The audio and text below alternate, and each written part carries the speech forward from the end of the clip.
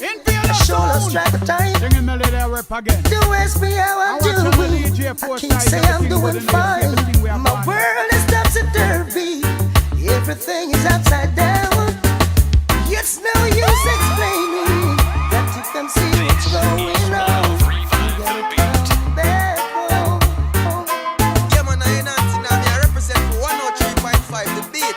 DJ Foresight. You know what's going on. A DJ Foresight should up. 103 The Beat. This is 103.5 The Beat.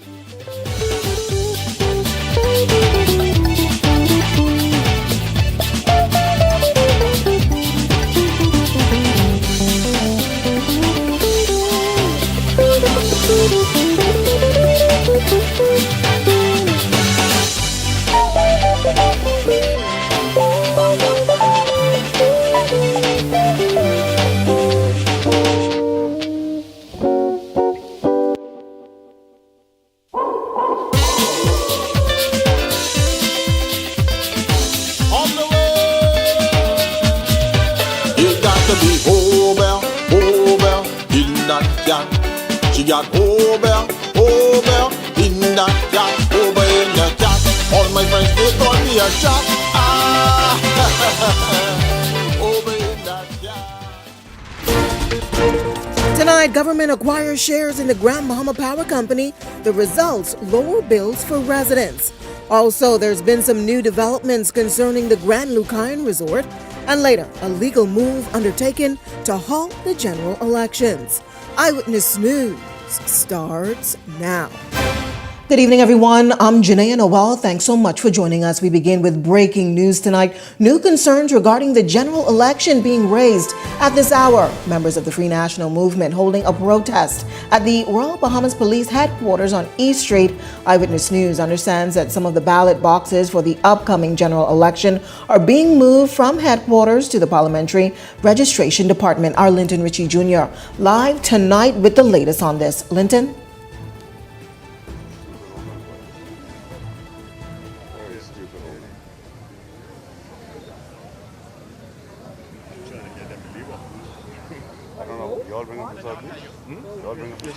Good evening, Janaea. That's right, coming to you live from the police headquarters here, where the opposition Free National Movement is preparing to stage a demonstration after they claim they learned last minute about the moving of the 2026 general election advance poll ballot boxes. Now, of course, these ballot boxes have reportedly been here at the police headquarters since the advance poll last Thursday. The FNM says last minute today they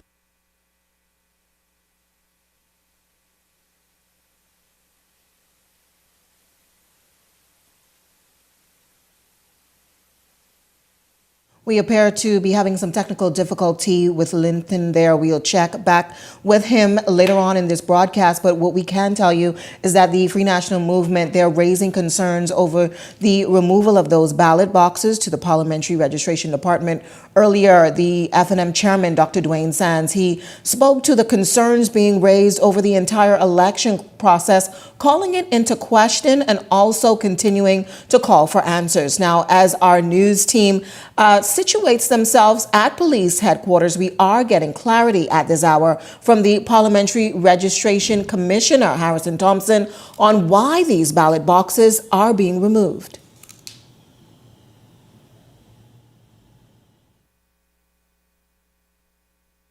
The advance poll, we have to pack the ballots for the family islands, and the advance poll needs to go in the ballot box for the family islands.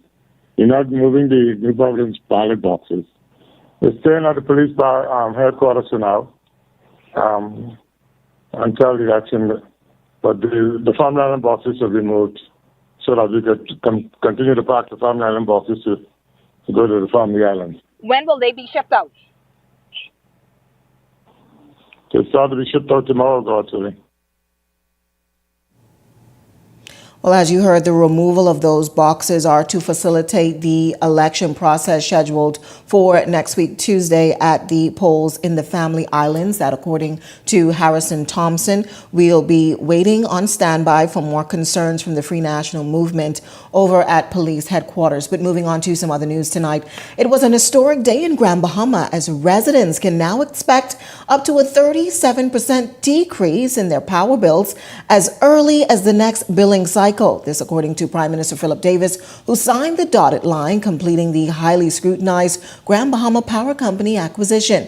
Prime Minister Philip Davis says the move is all a part of his administration's efforts to lessen the costs of living in the country and also bring relief to the nation's second city, which he says has long paid higher power bills than the rest of the country. This vehicle, called the Grand Bahama Electricity Company, is acquiring all of the outstanding shares of Grand Bahama Power Company. The transaction is funded by a loan from Standard Chartered and Scotiabank, guaranteed by the Government of the Bahamas.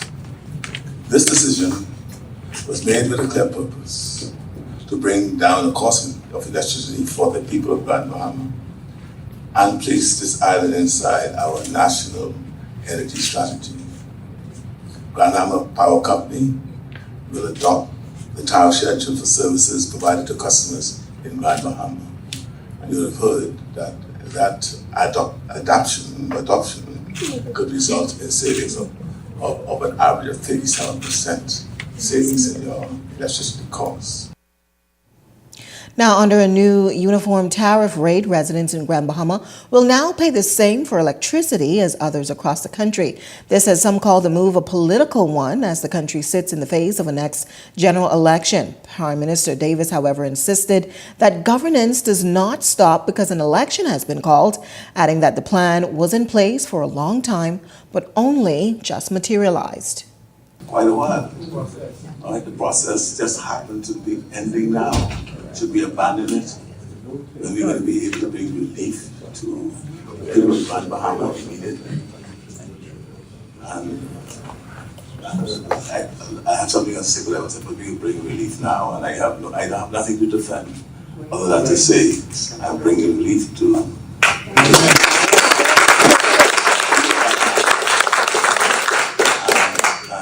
And I would hope that I hope to bring it sooner, but this happened to be now. Right. We check back in at this hour with our Lyndon Ritchie Jr. live at police headquarters. As we said, the Free National Movement raising concerns and holding a protest over the removal of ballot boxes from police headquarters. Linton? Good evening, Janelle. We do apologize for those technical difficulties, but as mentioned earlier, we are here at the police headquarters where the opposition Free National Movement is preparing to stage a demonstration. The reason why is because they say they learned at the last minute that the advance poll ballot boxes that were casted last week Thursday is being moved from the police headquarters to the Parliamentary Registration Department. They have no reason why. They allege miscommunication, and simply they're here tonight wanting answers. Now, joining me live here is the Free National Movement candidate for South Beach, Mr. Darren Henfield. Now, Mr. Henfield, we understand that the Free National Movement learned of the moving of these ballot boxes last minute. Walk us through how you all learned about the process. Linton, we got a last minute message, it seemed to me. I was on the road actually, and I was told that we should come to the police headquarters. The boxes are being moved from the headquarters to PRD. And quite frankly, let me just cut to the chase. We don't trust PRD. We don't trust the processes that they have undertaken. We don't trust in the way that they have been managing this electoral process thus far. We have no faith, we have no confidence in their ability to do anything unwatched. And so the Free National Movement has determined to keep eyes on PRD. This is a democratic country. And this country, by God's grace, will remain a free and democratic country. There's no reason to have secrets. If you want to move the boxes, for whatever reason, say to the other parties, say to the parties, right? We're moving the boxes for these reasons, right? And that's all why we're here now. We're here to keep eyes on these boxes, to ensure that this process is free and fair. This is a democracy, and we don't trust the people at PRD. We ask for them to be removed. The PLP, some PLP candidates don't trust their ability to manage this process fairly. They have done a piss-poor job. We saw what happened on the advance poll, and we don't know what they're up to now. And so we don't trust them, and we're going to keep eyes on them. In terms of security reasons, obviously these are ballot boxes, right? They were being held at the police headquarters, and now they're being moved to PRD. Is the main concern for the Free National Movement security? Did you all feel like they were more safe here at the headquarters? Absolutely. We don't know why, if the elections are going to be held on the 12th of May. Today is the 5th of May. Why are we moving them from the police headquarters today to take them to PRD where we understand they had a fire? We don't know the circumstances at PRD. We don't know the circumstances as to why they're moving them. If they are, as they claim, taking them to the Family Islands, I mean, how long does it take to get a flight to the Family Islands from here to Abaco? It's about, 40 minutes? From here to Inago is about an hour and 30 minutes, right? So what is the urgency?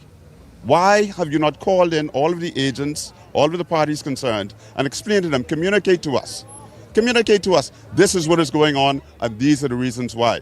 That's all why we're here, We don't trust them.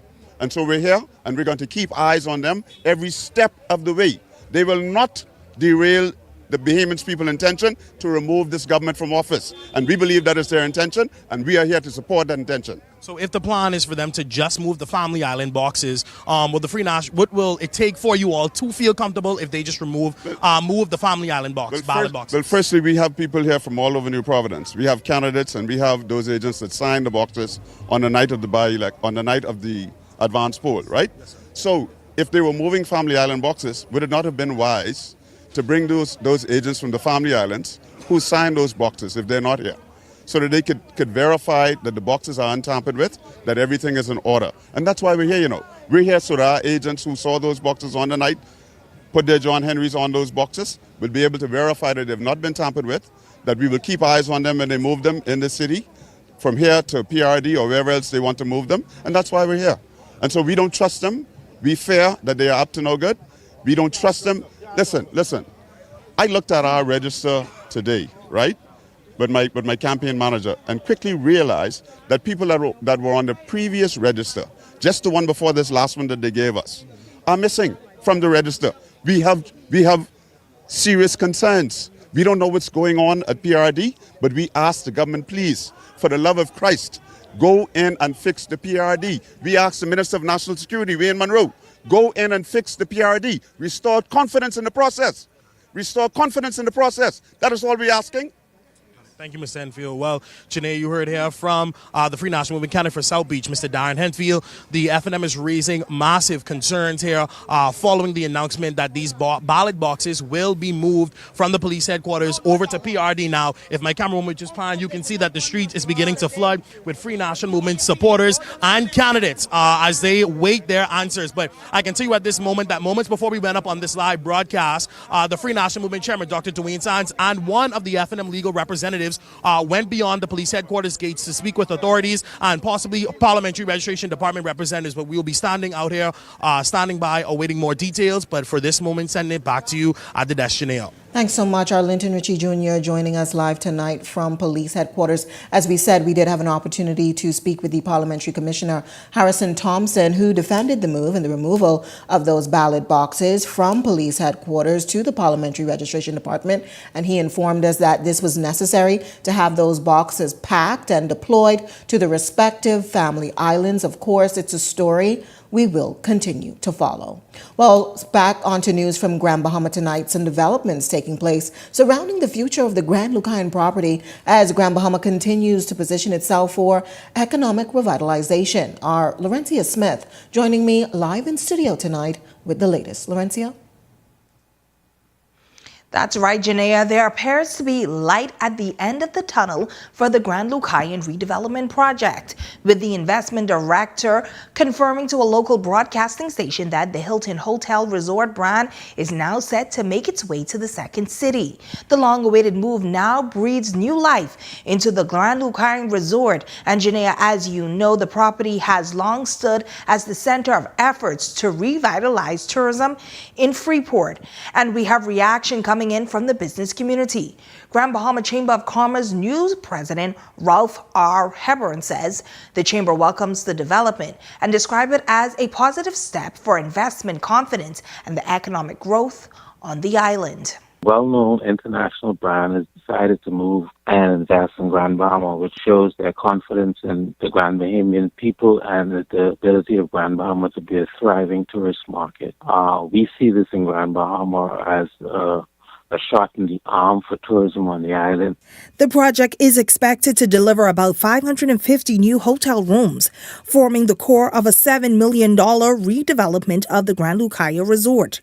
At the same time, CTLT Maritime has signed an agreement with the government of the Bahamas to acquire and redevelop a 20-acre section of the property into the MSC Beach Club, a part of a broader investment plan focused on expanding cruise infrastructure and boosting economic activity over in Grand Bahama. Officials say the project is intended to reposition the resort as a major growth and anchor for the sector. However, Hebron says more details on the deal still needs to come to light, though they're cautiously optimistic about its direction. It all falls through as planned. We see this increasing critical mass of persons coming back to Grand Bahama to find gainful employment opportunities, and not only as employers, but as entrepreneurs, as business owners, and the ability to look for different areas to grow the Grand Bahama economy. Back in February, Eyewitness News business section first reported that the proposed $120 million sale of the Grand Lucayan Resort to Concord Wilshire Group had effectively collapsed.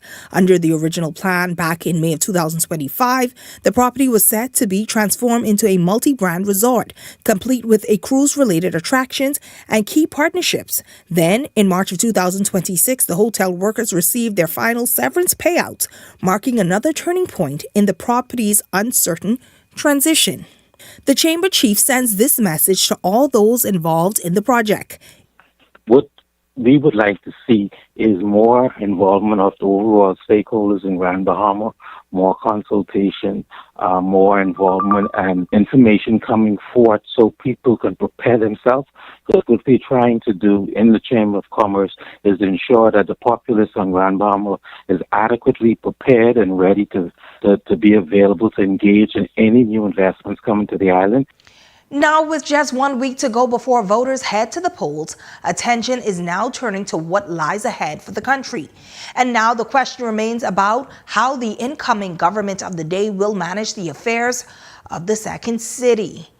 Live in studio. Back to you at the desk, Shania. Thanks so much, Laurentia Smith, live tonight. Well, we turn to social media posing the question, do you think this redevelopment will boost Grand Bahama's economy? Some 85% of participants voting yes.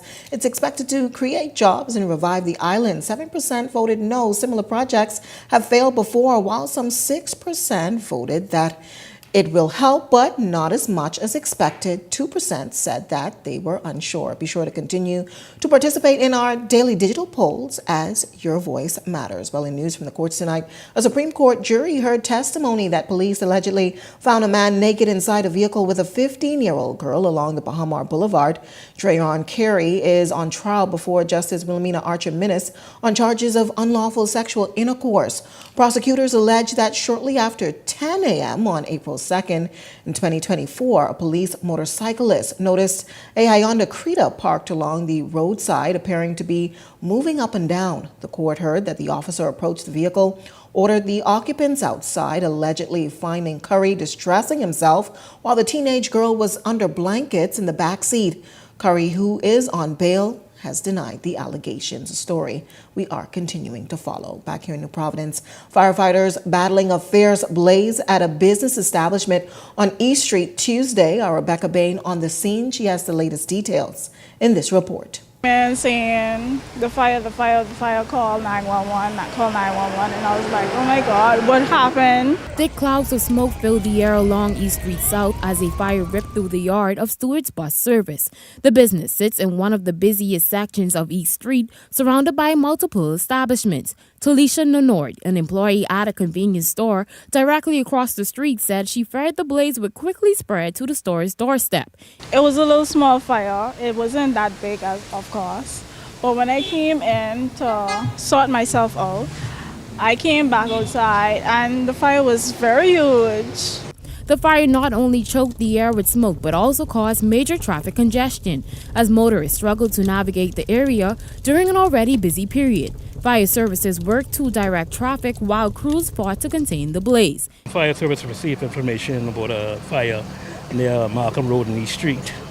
On arrival, I came around around 12:30. At our arrival, we met multiple vehicles, derelict vehicles, burning in the mechanical yard here. Things was extinguished without casualties. The cause of the fire is unknown at this time. We're still investigating.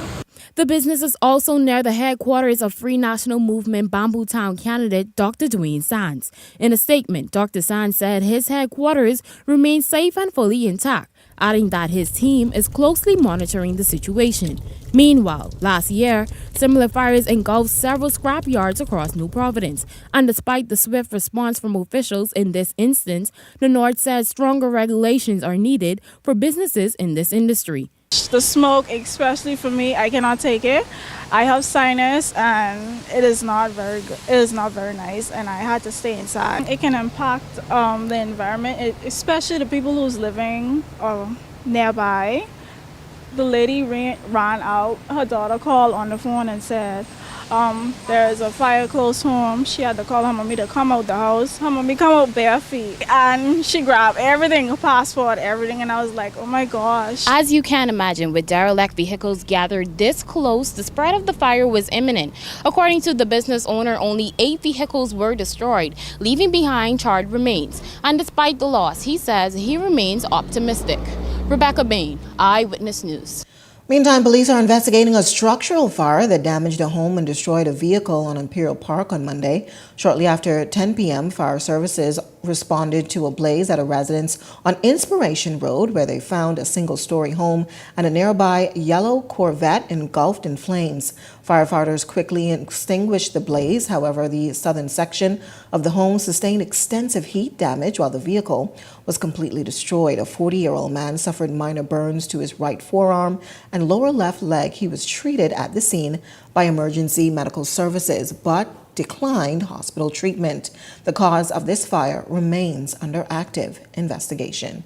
Back to news from politics tonight. Despite the completion of advanced poll, a decision tomorrow by Supreme Court Justice Lee Farquharson could halt the 2026 general election that's scheduled for Tuesday, May 12th. Bahamas Constitution Party leader S. Ali McIntosh stood before the Supreme Court today to read her submissions. McIntosh arguing that in light of the growing concerns over the validity of the voters' register due to incidents of national identification fraud, the electoral process, she says, could be compromised and corrupted. She also expressed confidence in the ability of the law to prevail over these proceedings. She says, whichever party is voted in will have questions to answer.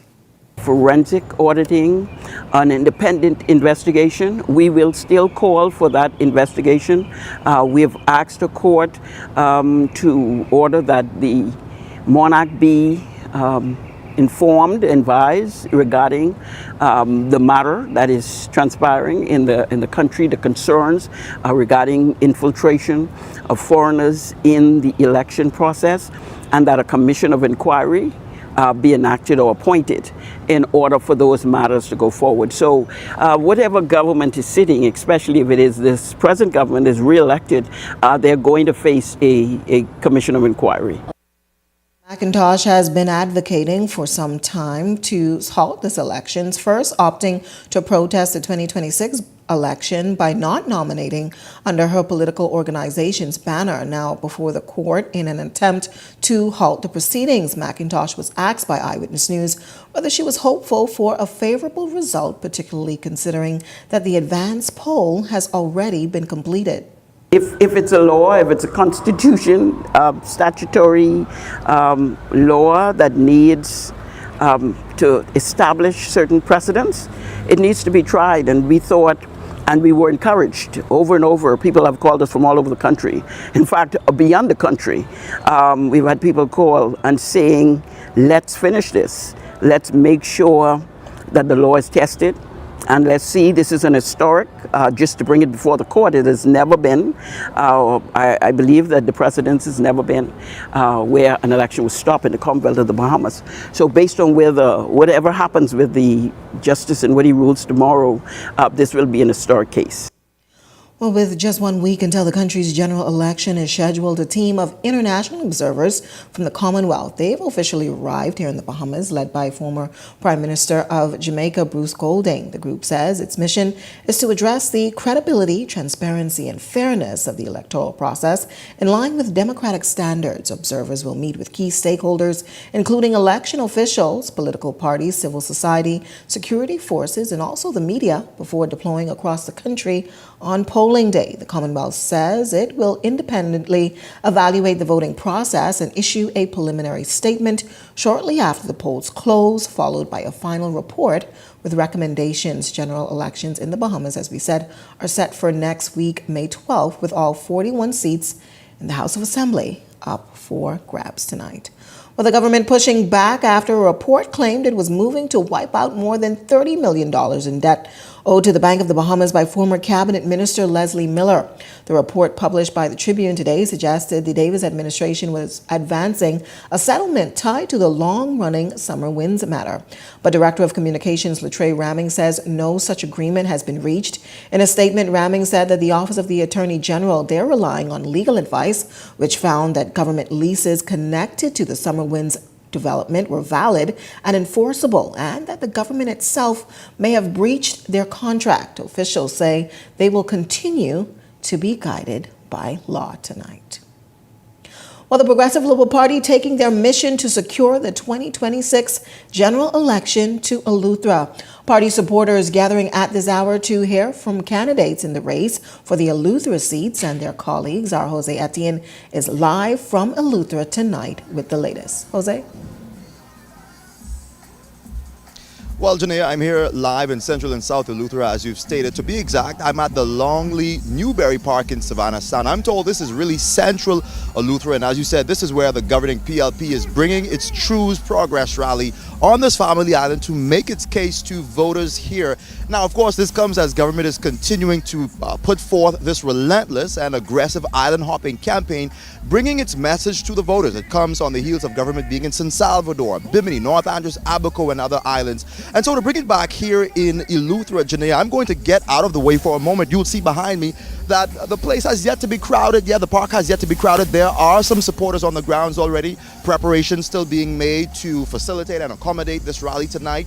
But Janaea, we do expect for a crowd to be here, as we do expect for residents to be coming down from North Eleuthera and in other neighboring settlements, areas, etc., to be here in Savannah Sound, as the Prime Minister, the Deputy Leader, Deputy Prime Minister, and members of Parliament for North and Central and South Eleuthera to be here to make their case to voters.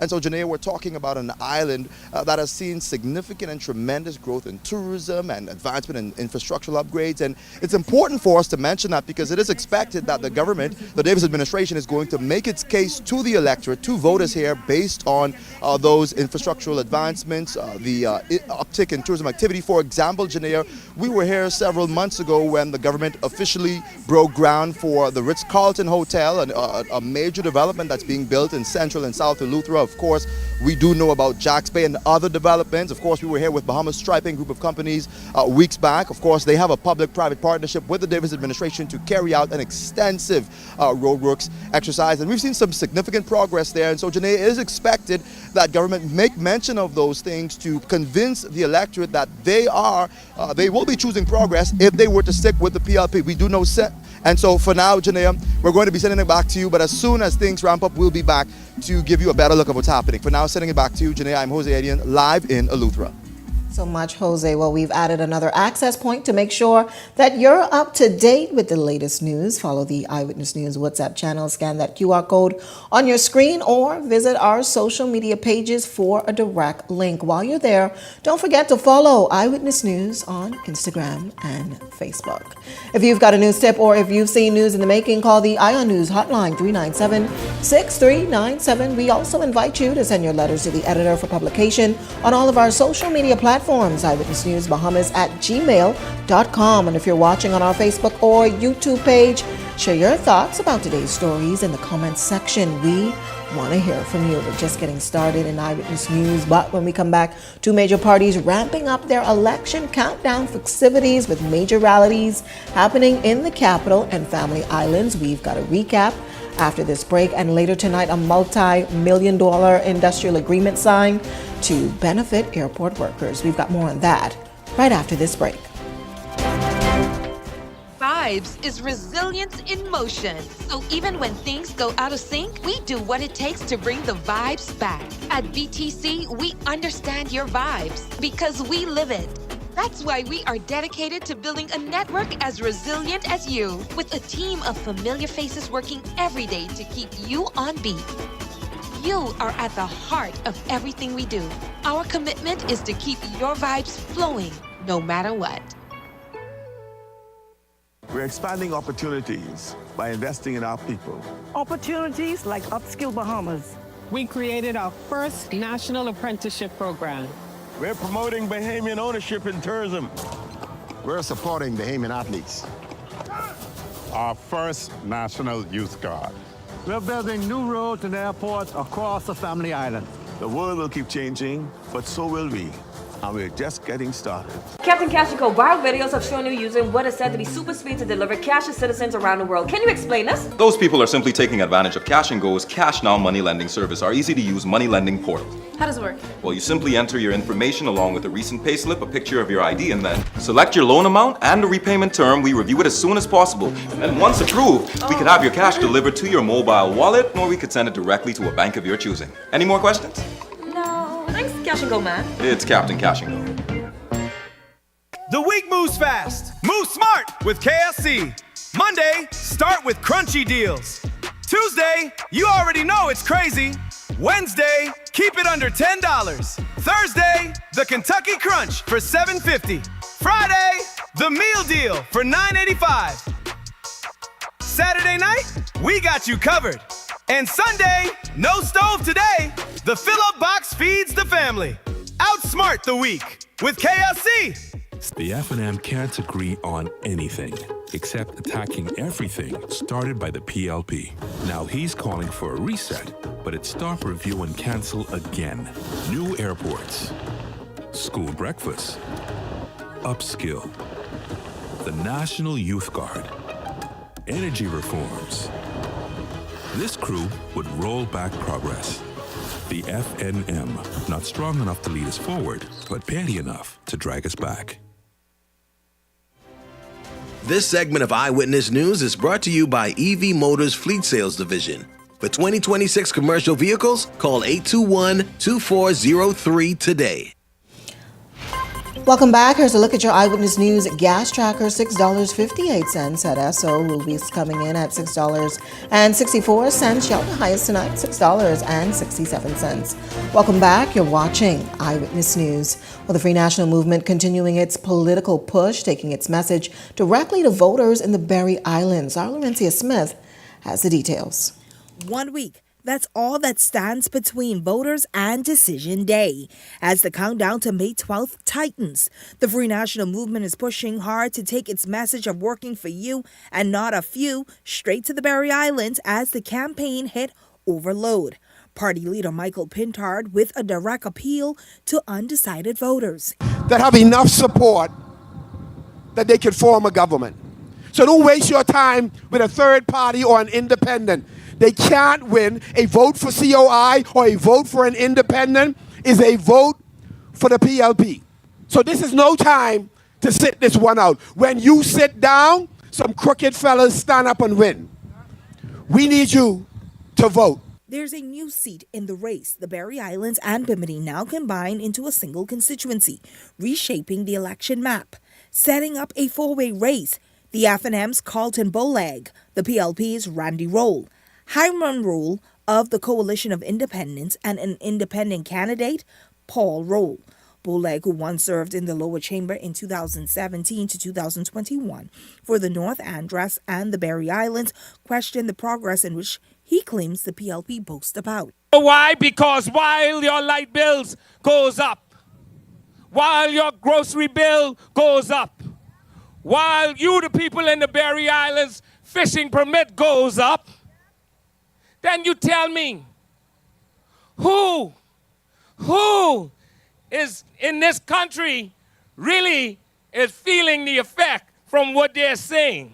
Pinewood candidate Denari Roll and Fox Hill candidate Dr. Nicholas Fox taking aim at the Davis administration, raising concerns over government spending and the state of the country's healthcare system. The two candidates argue that both remain key issues for voters heading into the election.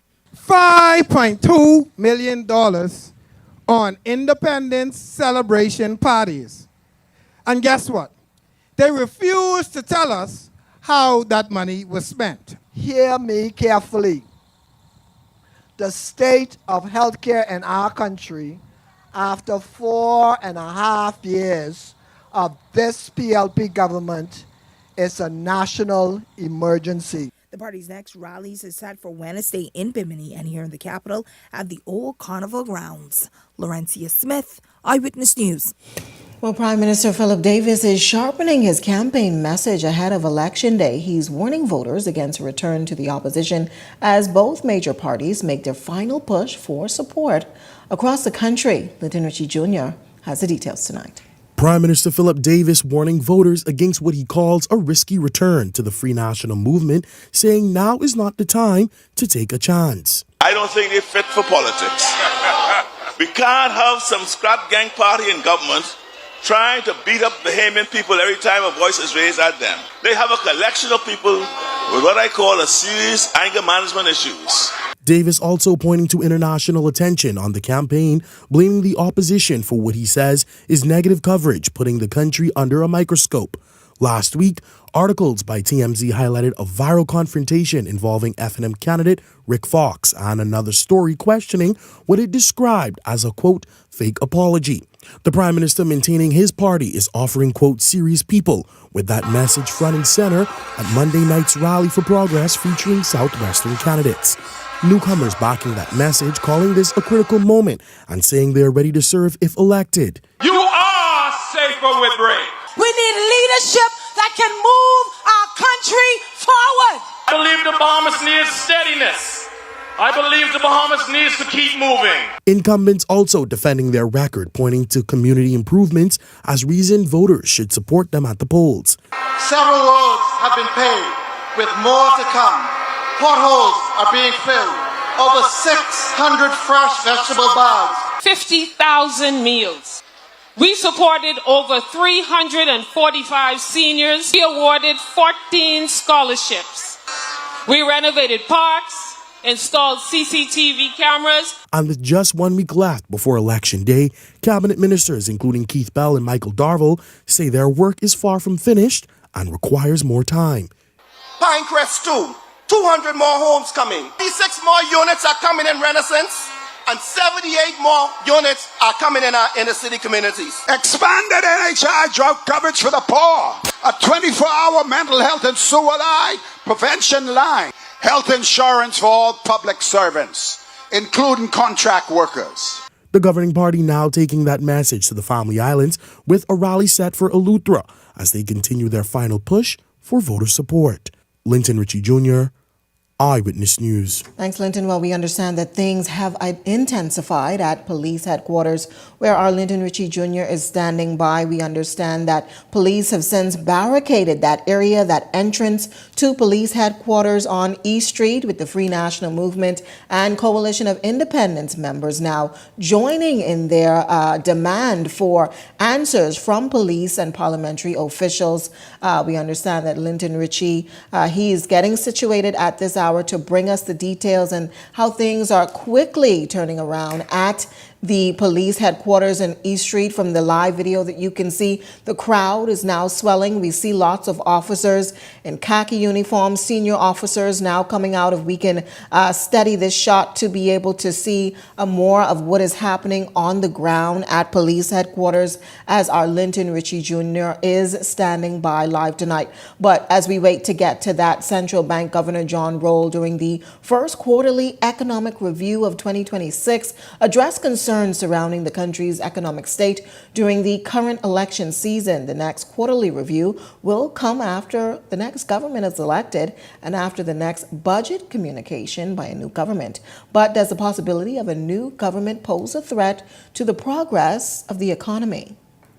I think insofar as, where we are in the timing of the election cycle, we've demonstrated that we can get through the budget process, and the general range of policy issues that matter for the Bahamas, they remain the same, and the institutions like the central bank, which exists, we're here to support continued implementation of policies if once we get beyond the election cycle. Now, as we said, Linton is standing by live at police headquarters. I do believe we've made some contact with Linton. That matter now escalating. Linton? Janea, that's right. We're live here still outside of the police headquarters, where now the Coalition of Independence has joined the Free National Movement. Moments ago, we heard protesters, supporters of the Coalition of Independence and the Free National Movement noted that if they don't get the answers that they need, they are prepared to cause chaos here tonight. Now, since we spoke to you earlier in the newscast, we have seen the Commissioner of Police and her senior executive leadership team make their way out, trying to contain the crowd and ensure the safety of everyone. But joining me live here is the Free National Movement candidate for Elizabeth, Ms. Heather Hunt. Now, Mrs. Hunt, I know that you came out here a few moments ago. Explain to me how important it is that you all get answers tonight, and if these boxes are moved from the police headquarters to PRD, that it's carried out in a process that satisfies the Free National Movement. Exactly. Well, what has to happen is that people have to have confidence in the election itself and the democratic process, right? And we've been raising the alarm for weeks and weeks and weeks about the issues at PRD. And so while we are out on the campaign field campaigning and bringing this to a close, we get a call that there's going to be some potential movement of these ballot boxes. That's unprecedented. Once those advance poll votes are inside those boxes are to remain sealed until they are opened on election night. So we're here waiting. Our chairman is inside with legal, our representatives. Of course, the leader of the coalition is on the inside. But we're here to wait and hear exactly what the PRD and the commissioner has to say, because we need answers tonight. Move a little closer. Janelle, really quickly, we're going to try and get to the front. Excuse me 1 second. Let me just try to get right to the front there. Excuse me. Let's try to pull up really quickly. Trying to get through. 1 second. Any questions?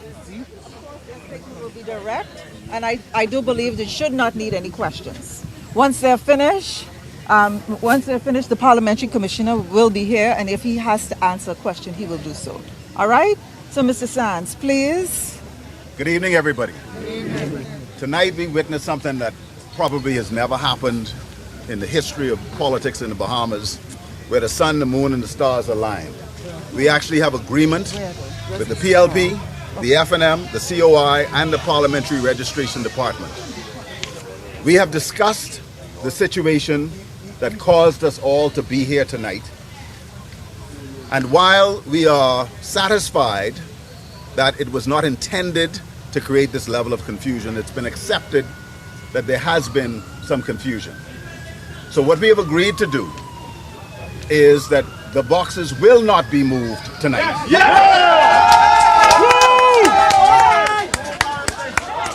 We will convene. We will convene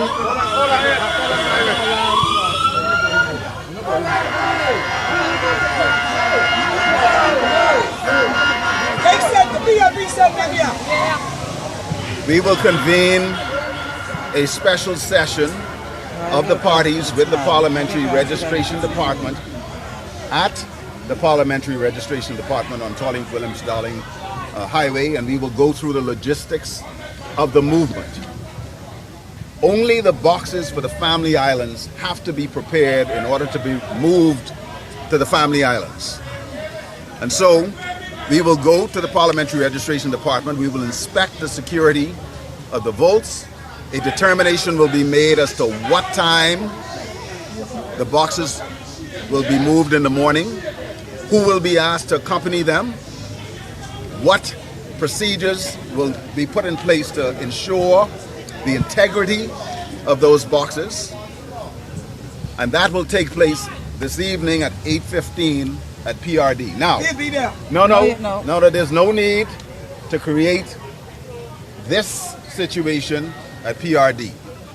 We will invite those persons who will participate in that process, but we can assure you from the Commissioner, Madam Commissioner, from Mr. Bain, from Mr. Storr, who's representing the PLP, that the process will be thoroughly vetted and discussed, and we from the Free National Movement are satisfied with the plans that have been amended to where we are right now.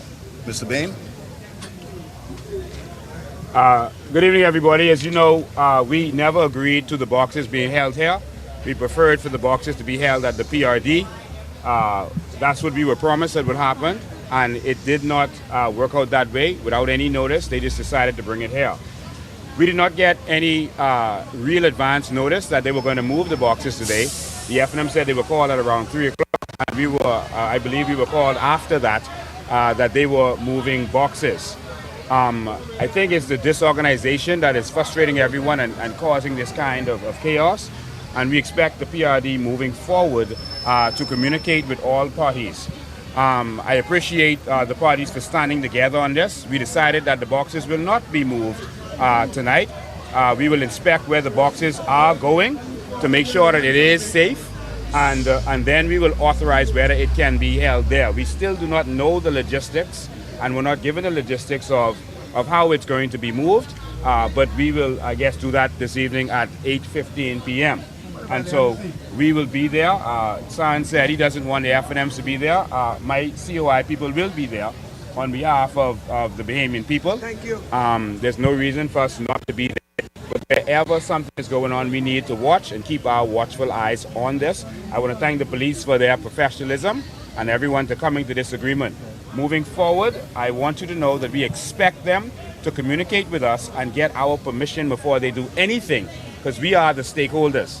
And as I told them this evening, They have these boxes and they cannot move it without us, and we will not let that happen. So thank you to all of you for standing up and your courageousness. We got to keep them accountable and keep their foot to the fire. All right, so, sorry. Well, we're about to hear from the Progressive Liberal Party representative now. Wonderful moment when the three parties could come together in agreement. And what we have here is a wonderful display of democracy at work in our country.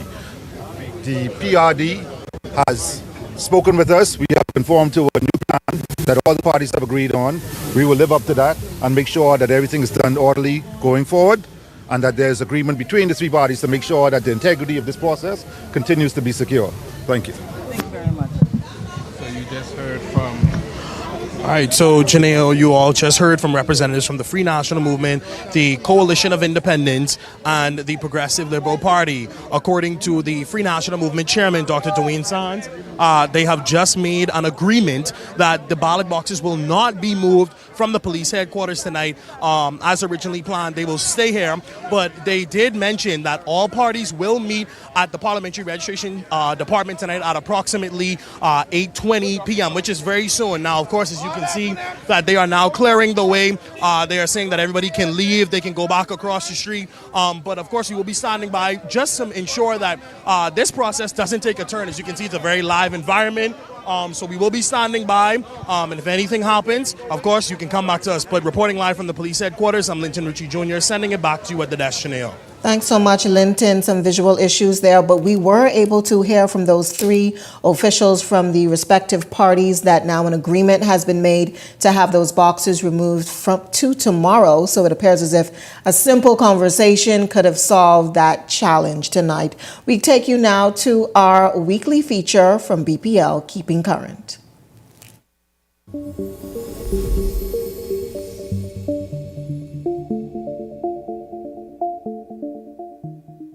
As the Bahamas keeps pace with the global energy transition, Bahamas Power and Light's Executive Chairman Christina Alston shares how the power generation giant is moving with intention, taking a strategic island-by-island approach to ensure modern solutions, upgraded infrastructure, and long-term planning meets the needs of communities across the country. We're looping the entire island, so we have two-way power flow. We have 2 power stations on the island. I think that's very important that we maintain that flexibility. You don't want to have one power station at the end of the island, and then if something happens, we cannot support the rest of the island. Addressing the perception that the country is behind in its energy evolution, Mrs. Alston outlines the significant onboarding of new systems already underway to ensure key goals are achieved. I think the perception coming in was that, well, we're just so much further behind than the rest of the world, and that's not true. This is a very sophisticated system, and it's a very difficult system to maintain because of the density and the size. And then when you couple that with the needs of the family islands and how fast they're growing. Reinforcing the approach of the new energy era, Executive Chairman Christina Alston emphasizes how working holistically and simultaneously across key areas is accelerating the country's energy evolution. So when we decided to do the new energy era, it's almost like, well, I'm going in and I'm having to have this work done, and it's like, well, let's go ahead and do it all one time. And so that was the benefit of looking at it from a holistic point of view. With the Bahamas keeping pace with global energy advancements, Bahamas Power and Light has taken a meticulous and strategic approach in ensuring that each island is supported through the introduction of newer technologies and upgraded equipment, positioning the nation for a more connected, resilient, and future-ready energy system that serves every island with intention. So to come in Eyewitness News tonight, our Laurencia Smith has the latest check on sports. Later on in Beyond the Headlines, we'll have an update from that PLP rally in Eleuthera. Good evening, Laurencia.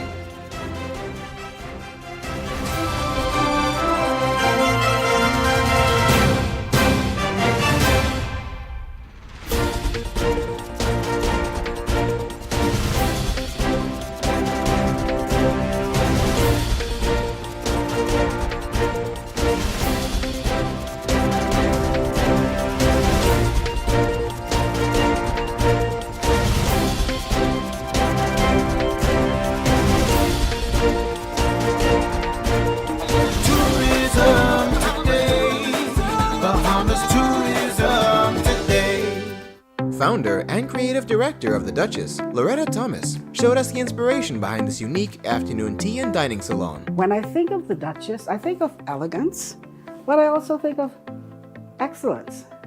I think of distinction. I think of civility and how we can bring people together, inspire people to be the best that they can be, but moreover, to just enjoy the finer things in life, to pause and enjoy life. Our menu really reflects a traditional afternoon tea menu in England. Our recipes are from some of the finest tea houses in England, and one can look forward to the traditional menu with 3 tiers.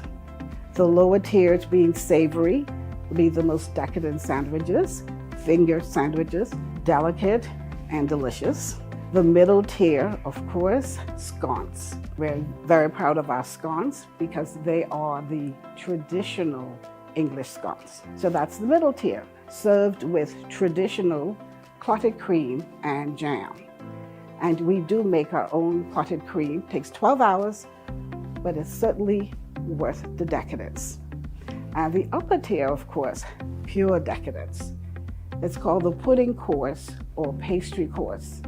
And we have some of the most decadent tarts, pies, Victorian sponge cake, quite traditional, and of course, chocolate cakes, carrot cakes. But it's all petite portions so that you can enjoy a nibble of everything on the plate. For more tourism updates, visit Tourism Today or Bahamas.com. I'm Michael Miller, and this is Tourism Today.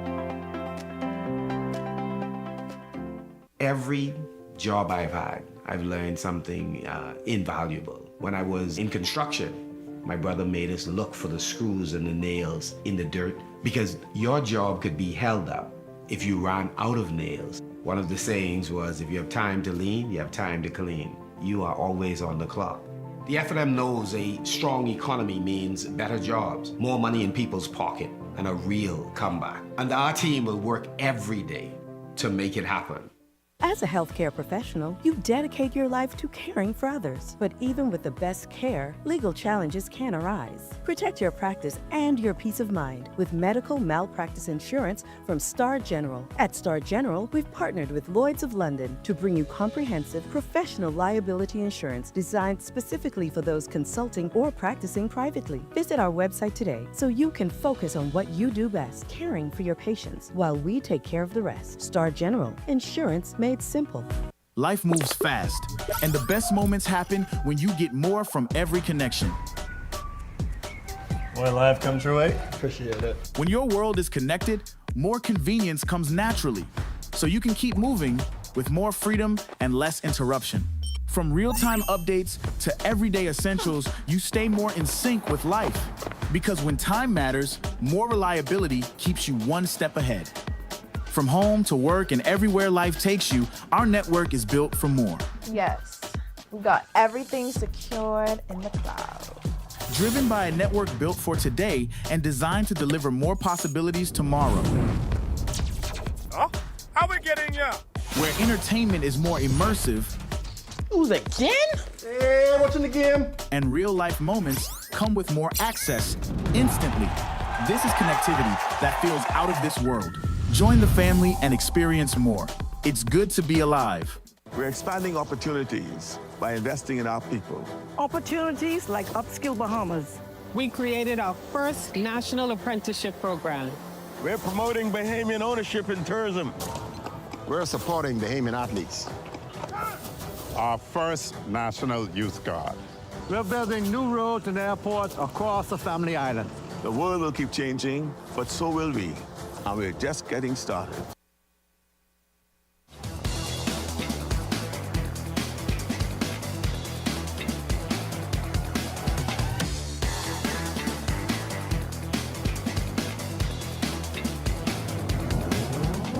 Eyewitness Sports is brought to you by 103.5 The Beat.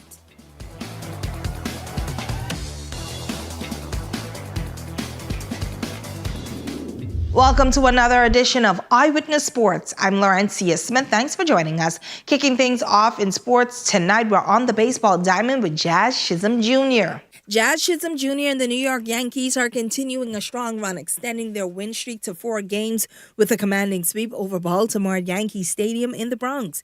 New York rolled to a dominant 12-1 victory, further strengthening its position atop of the American League standing. Chisholm Jr. now hits a .215, .304, .331 on the season, while also providing impact with 11 stolen bases, 13 attempts, tied for the 4th most in the majors. He has had 3 home runs, 12 RBIs, and 16 runs so far on the season. The Yankees return to action tonight at home against the Texas Rangers as they start a 3-game series before hitting the road for a 9-game road trip. New York enters that matchup with a 24-11 win-loss record. Also in sports, we're hitting the tennis court. The Bahamas Foundation officially donated multi-purpose tennis equipment to several Ministry of Education training program schools, beginning with Eva Hilton. The initiative. You're watching Eyewitness News. Interrupt the sports broadcast at this hour. We're back at police headquarters where government representatives are now speaking to the issue. We go back live with our Lyndon Ritchie Jr. Move that flag, all the flag. Move that flag. Move that flag. First of all, good afternoon. My understanding is that all political parties were notified. I believe this was a deliberate attempt by the Free National Movement to create chaos. Obviously, the FNM believe that a strong narrative for them is ruining the reputation of not only the Bahamas, but the hard-working civil servants who do this process. Nothing is unusual about what happened today, in the sense that they know that during an advance polls, that the Family Island ballot box have to be moved in advance. This was a deliberate intent by the chairman of the Free National Movement to organize supporters to create chaos. It's not only an embarrassment to their organization, but it's a deliberate embarrassment to the reputation of the Bahamas. For years, the Bahamas have been having safe and fair elections. And for some reason now, the FNM want to get the Bahamians to believe that there's some effort to steal a general election. The PLP don't need to steal a general election to win. We have a plan, we have a confident leader, and we have a confident team. So this deliberate chaos that the FNM is engaged in will not change the results on May 12th. So just to be clear here, your PRD communicated that only the Family Island boxes would.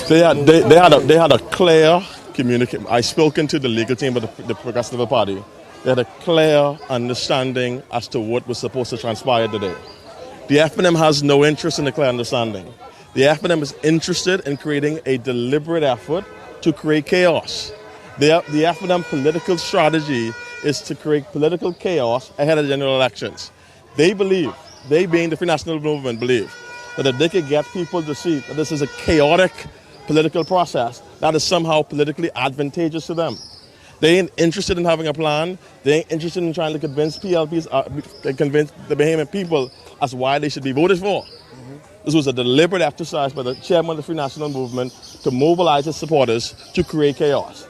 Nothing short of that. That's exactly what transpired today. It was an intentional, deliberate exercise to create chaos. And that's what they came here to do this evening. And now that the decision has been made to postpone the movement of the boxes tonight, what will be discussed between the 3 parties? The Free National Movement know that there is a process, there is a level of political maturity, and there's conversations. I believe the public understand that the PRD understand the level of scrutiny it is under. You really think, given the level of scrutiny that is under, it is not going to notify the relevant political parties on what it is going to do? I say this, and I say this to the Bahamian people. The FNM is not interested in an organized process. They are not interested in rules being the way they are. The FNM is interested in creating chaos ahead of Election Day because they think that it's politically convenient to them. Well, that wraps up news at this hour. Of course, that was the Director of Communications in the Office of the Prime Minister, Luttrell Ramming, of course, defending the process as it relates to the removal of those ballot boxes from police headquarters to the Parliamentary Registration Department. Of course, we heard earlier from Parliamentary Registration Commissioner Harrison Thompson, who said this was necessary to have those boxes deployed to the family islands. Ramming, of course, supporting that move, saying that it's a deliberate attempt by the Free National Movement. Of course, all parties have now agreed to have those boxes removed tomorrow morning. They're expected to meet tonight at 8:15. Of course, it's a story we are continuing to follow. The countdown continues to Election Day, May 12th, 2026. Be sure to tune in to Eyewitness News right here at 5 p.m. on election night. That wraps up news. However, tonight, coming up on Beyond the Headlines with Shanique Miller, our coverage continues. There's also a rally taking place in Eleuthera. We'll have highlights from that. That does it for now here with us at Eyewitness News. It's certainly been a pleasure having you in our company tonight. On behalf of the entire news team, I'm Janaea Noel saying good night and be safe, everyone. Scotiabank knows your first home is where you finally get to say, "This is me." It's where memories grow inch by inch. It's where hosting creates income and where your home can become a business. Or it's where little feet take their very first step into a future you've worked so hard to build. And we know how important it is to capture those special moments. At Scotiabank, our goal is to help you find a home for your first. Welcome back to another episode of The Movement, your energy and transport briefing. Today, I'm stepping into the shoes of a crossing guard. Let's see how it goes. Hey, stop the car. Put the window down. Listen, there's 2 stop signs through this corner. One at the end of the corner, and this. You gotta respect both. You hear me, sir? Let's go, keep rolling, don't let it happen again. Every day, crossing guards are up and on duty way before you even get up to start your day. And today, I'm gonna spend the day with them, rested and double vested, to see what it takes to keep our kids and our streets safe. Heading good. I've been doing this now for about 6 months now, and what made me want to become a crossing patrol officer is the love for the children, to protect the children, the safety of the children. I've noticed that everybody is always in the heat and rush, and they don't have the full understanding of what is the importance of us doing this job. The importance of us doing this job is for the safety of our children. Good. That's your $5. You need that?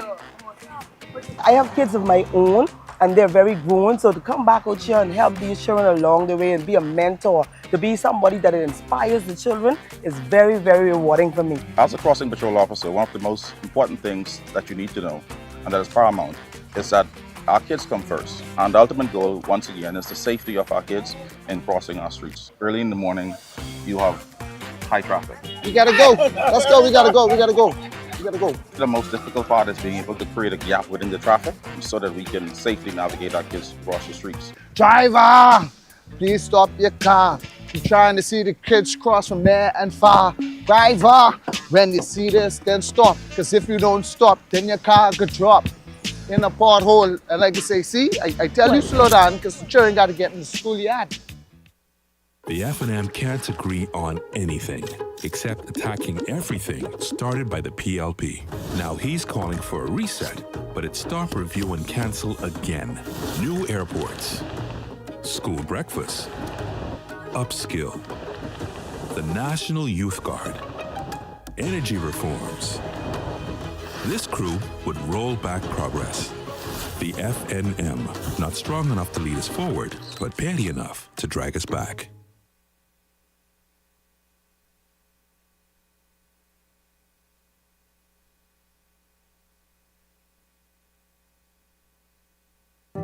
Scotiabank knows your first home is where you finally get to say, "This is me."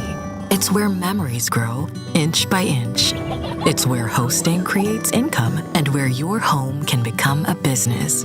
Or it's where little feet take their very first step into a future you've worked so hard to build. And we know how important it is to capture those special moments. At Scotiabank, our goal is to help you find a home for your first. Welcome back to another episode of The Movement, your energy and transport briefing.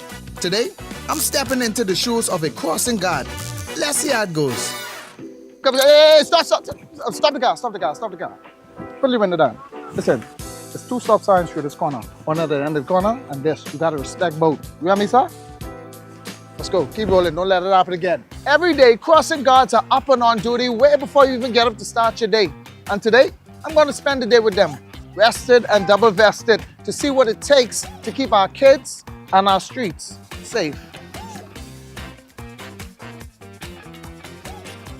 Let him go. I've been doing this now for about 6 months. And what made me want to become a crossing patrol officer is the love for the children, to protect the children, the safety of the children. I've noticed that everybody is always in the heat and rush, and they don't have the full understanding of what is the importance of us doing this job. The importance of us doing this job is for the safety of our children. Good. That's your $5. You need that? I have kids of my own, and they're very grown, so to come back out here and help these children along the way and be a mentor, to be somebody that inspires the children is very, very rewarding for me. As a crossing patrol officer, one of the most important things that you need to know, and that is paramount, is that our kids come first. And the ultimate goal, once again, is the safety of our kids in crossing our streets. Early in the morning, you have high traffic. We gotta go. Let's go. We gotta go. We gotta go. We gotta go. The most difficult part is being able to create a gap within the traffic so that we can safely navigate our kids across the streets. Driver, please stop your car.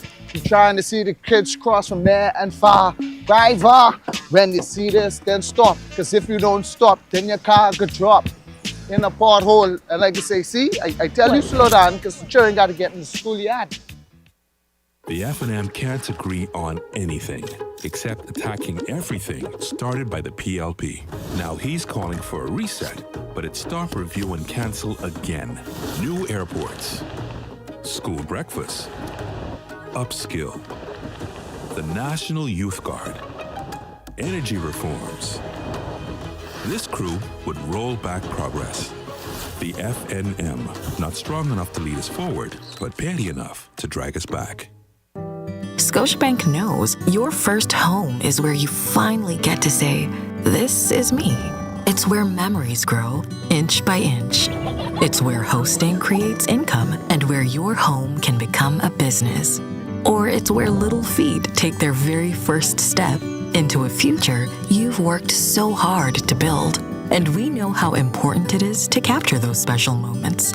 At Scotiabank, our goal is to help you find a home for your first.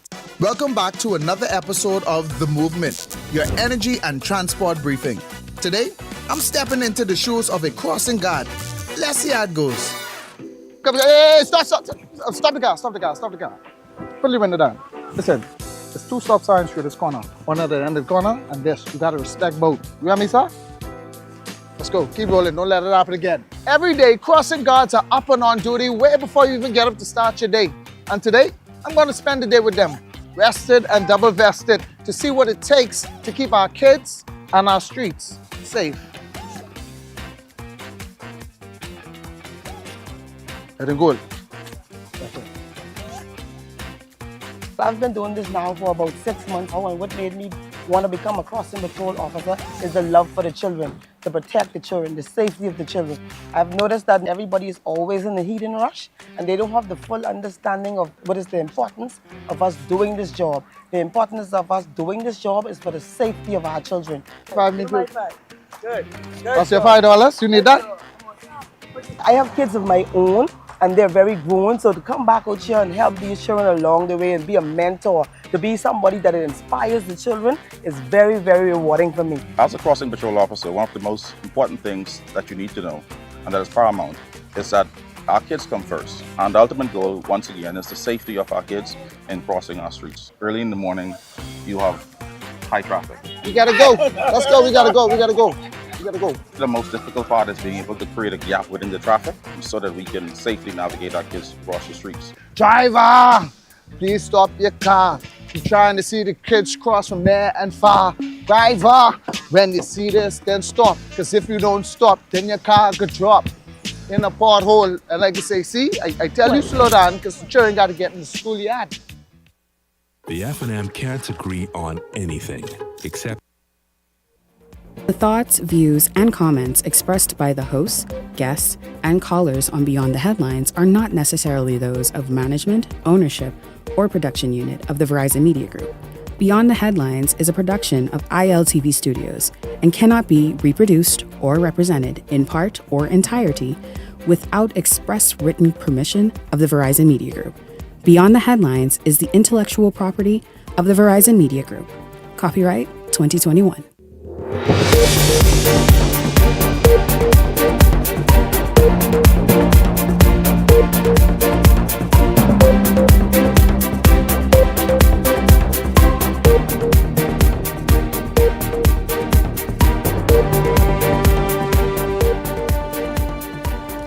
Tonight, uproar at police headquarters over the advanced poll ballot boxes. Also tonight, the government signs a deal with the Grand Bahama Power Company.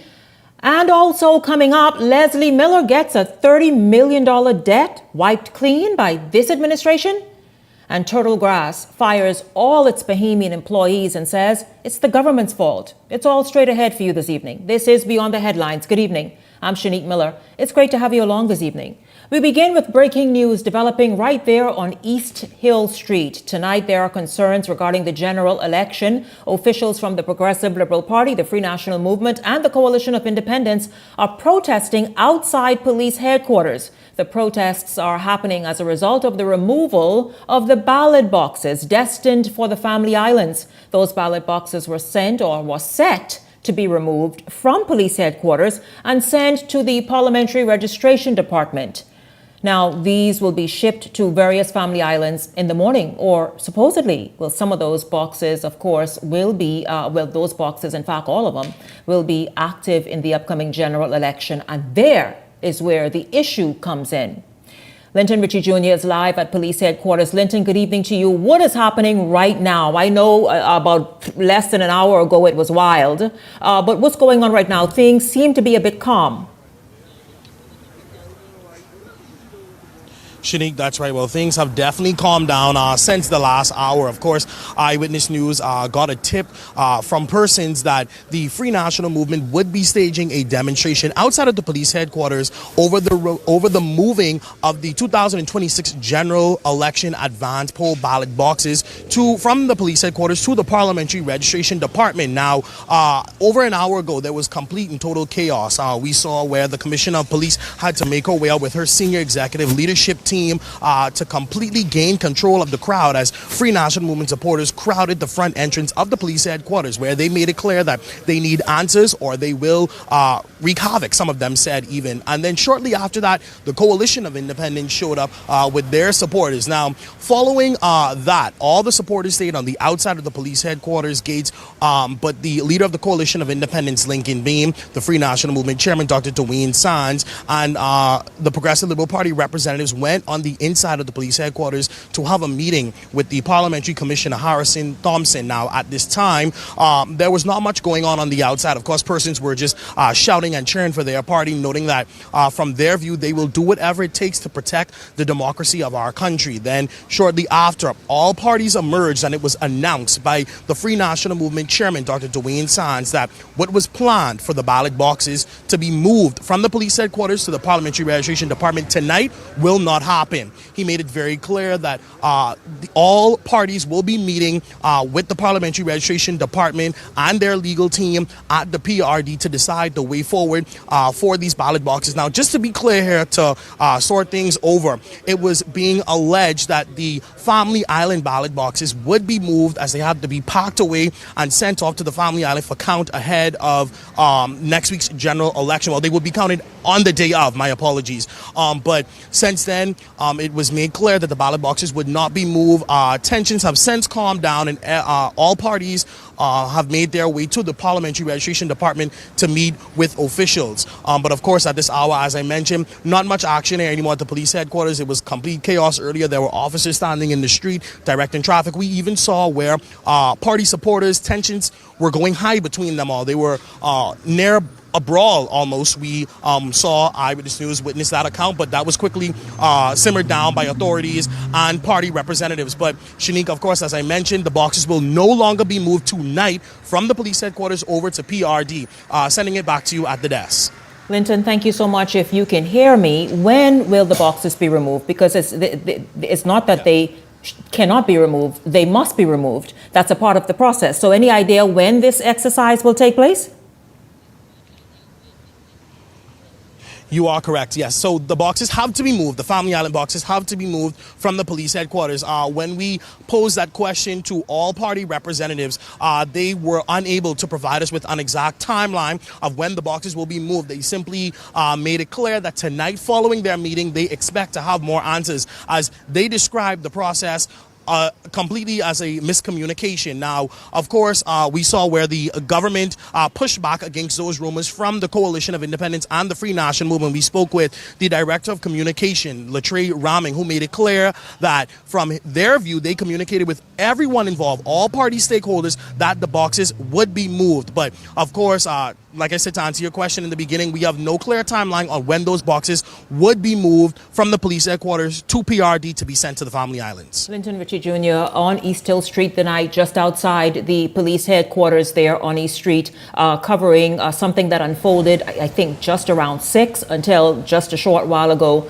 with various political parties and their representatives there on East Hill Street at police headquarters, having multiple questions because the ballot boxes are being removed, those destined for the Family Islands. Well, we're going to get just sort of more information and clarity on this.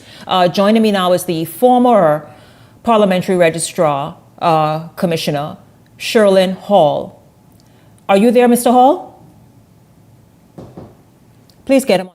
Get him on the phone so we can get this going. Meanwhile, though, go back right here on the same thing right here. Yes, thank you. We spoke with, once the news broke, we spoke with a number of persons, former Prime Minister, Dr. Hubert Minnis, a senior parliamentary official, and Parliamentary Commissioner Harrison Thompson, to find out about this process. We are also told that it is customary, again, that you heard Linton say, for the ballot boxes to be sent from headquarters to the Parliamentary Registrar Department. I think we may have Mr. Hall on the line, and then I'll go to what Parliamentary Commissioner Bethel had to say. Are you there, Mr. Hall?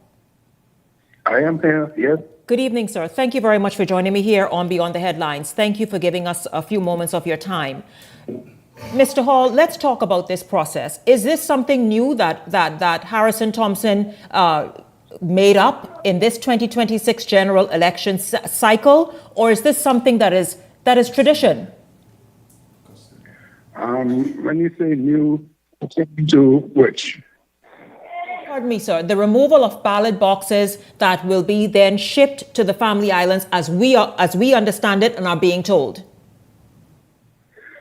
No, there's nothing unusual about that. We have always packed ballot boxes to be shipped ahead of the general election to make sure it gets there on time, and it's put under custody of the returning officer, in collaboration with the police and various Family Islands. So it's been kept in a safe place based on the Parliamentary Commissioner's instructions, directive.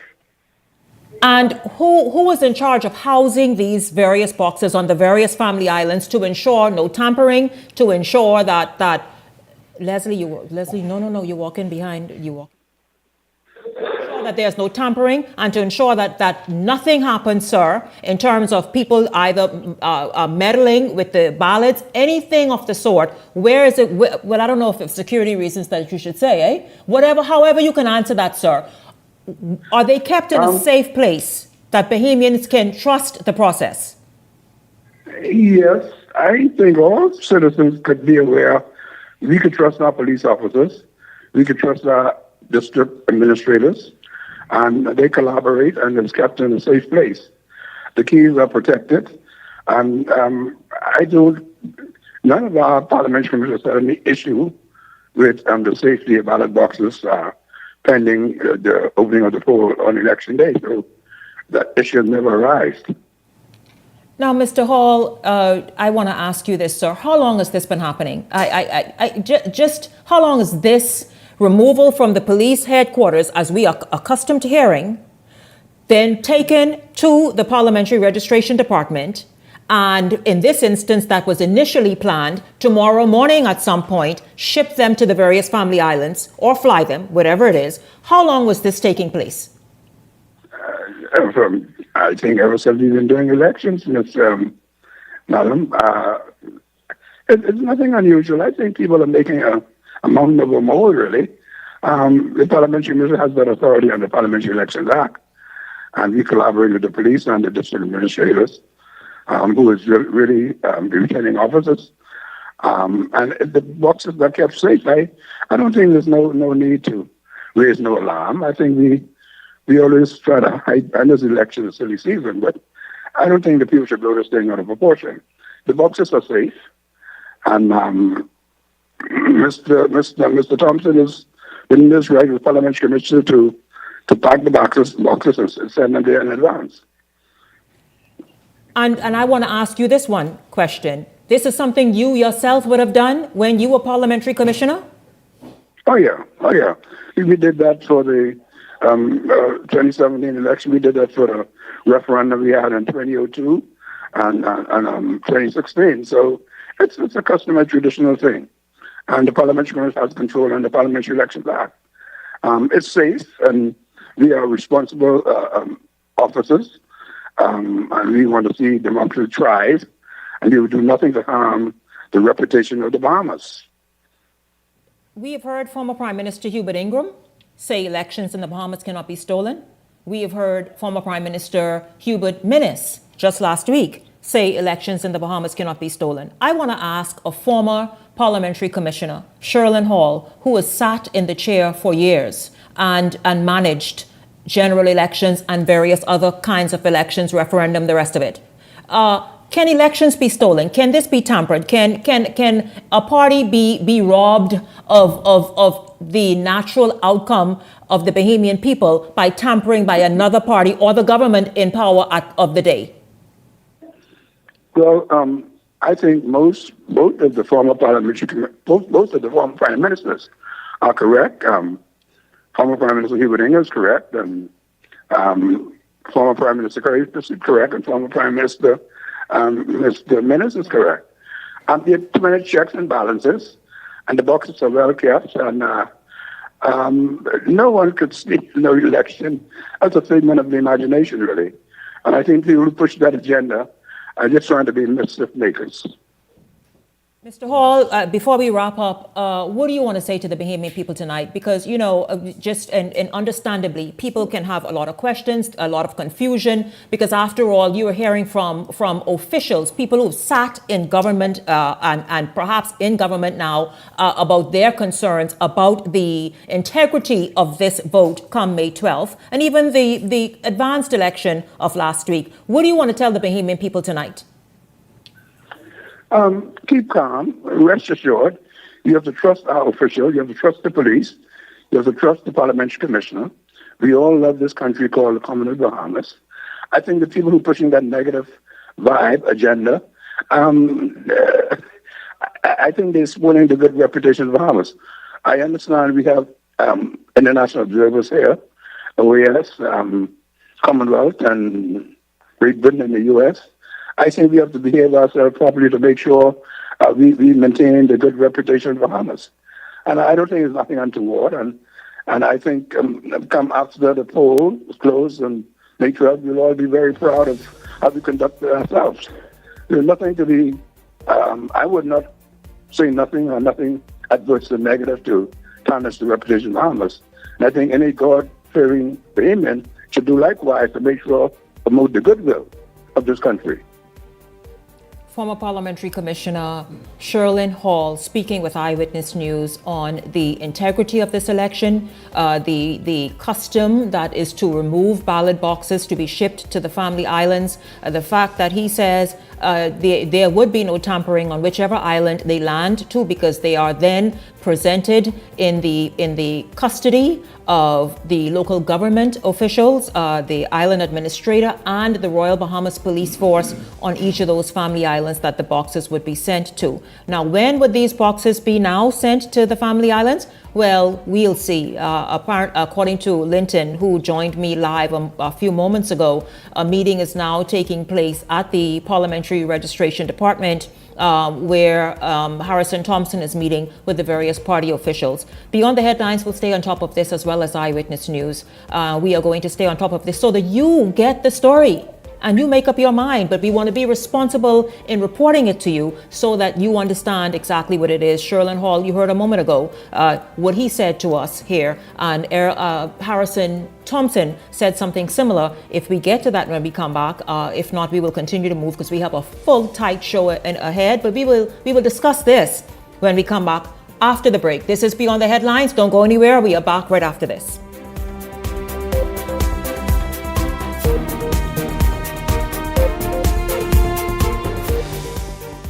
Hey, it's your boy Charlie Bahama here at Superwash, Superwash's newest spokesmodel, and I'm here to tell you about Superwash's large capacity washers and dryers for all your big loads. I know I see that Charlie Banana coming here just now.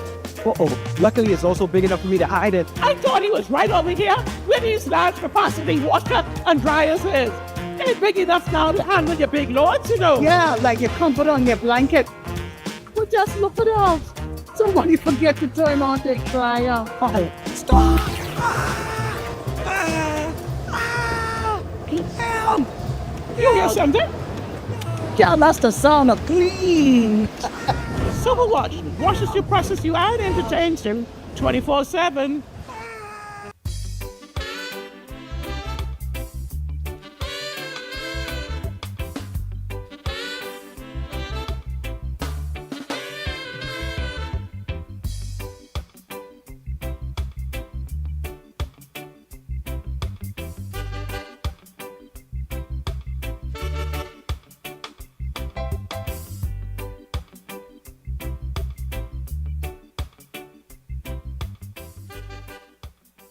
The F&M can't agree on anything except attacking everything started by the PLP.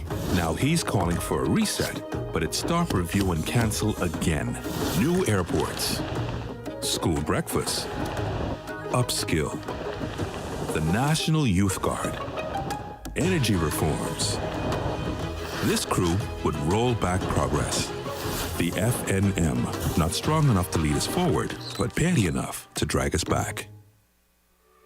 Very dry, tight, sensitive skin? Relieve it in 60 seconds with Aveeno Skin Relief. With soothing triple oat complex, clinically proven to heal and strengthen dry skin.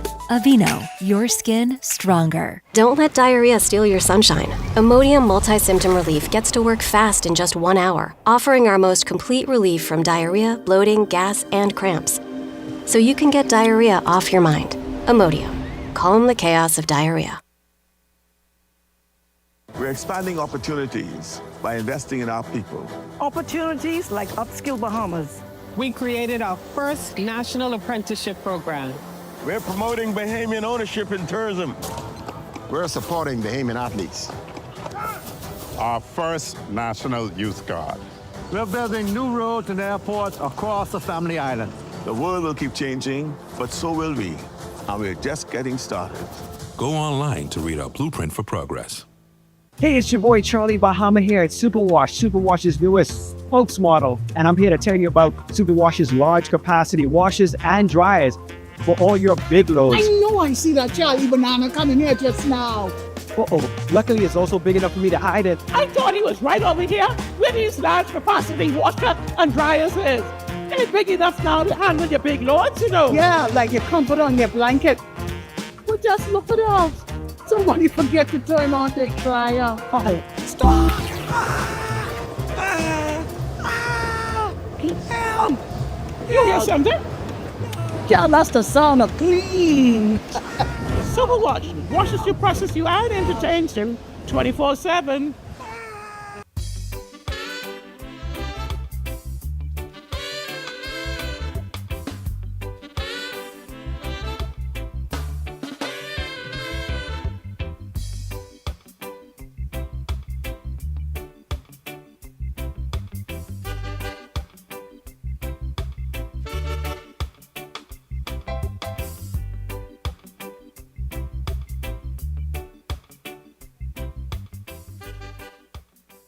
The F&M can't agree on anything except attacking everything started by the PLP.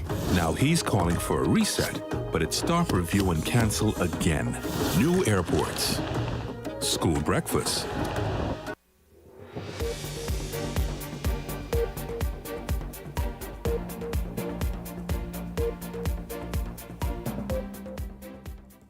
Welcome back to Beyond the Headlines. We're still looking at this evening's protest. You heard a number of party officials from the PLP, the Free National Movement, and the COI protested outside police headquarters for the removal, or because of the planned removal of the ballot boxes set for the Family Islands tomorrow morning. You heard from Linton Ritchie at the top of the show that a part of the protest was, I think, notification. And of course, we outside know nothing of this, because this is, as you heard Sherlyn Hall moments ago, this was happening since elections have been in place in the Bahamas. And it's not something that's announced. It's just something that's a part of the system.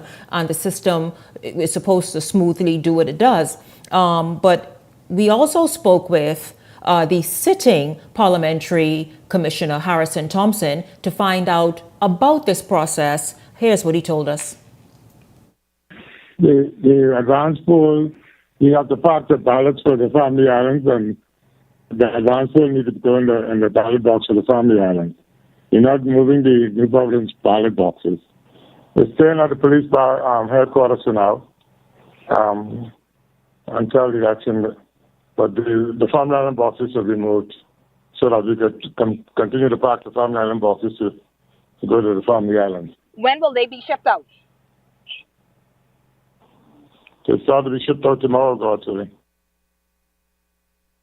A moment, but we've got to keep this moving, and the reason is because Jose Etienne is with is in South Eleuthera, I believe it is. The Progressive Liberal Party is having a rally in South Eleuthera. I believe he's also with the Deputy Prime Minister Chester Cooper right now. And so we're going to go and join Jose live. Jose, good evening to you. Kindly give us an idea of exactly how things are looking in South Eleuthera. And I imagine the Deputy Prime Minister might have some sort of statement or response to make as it relates to this protest this evening.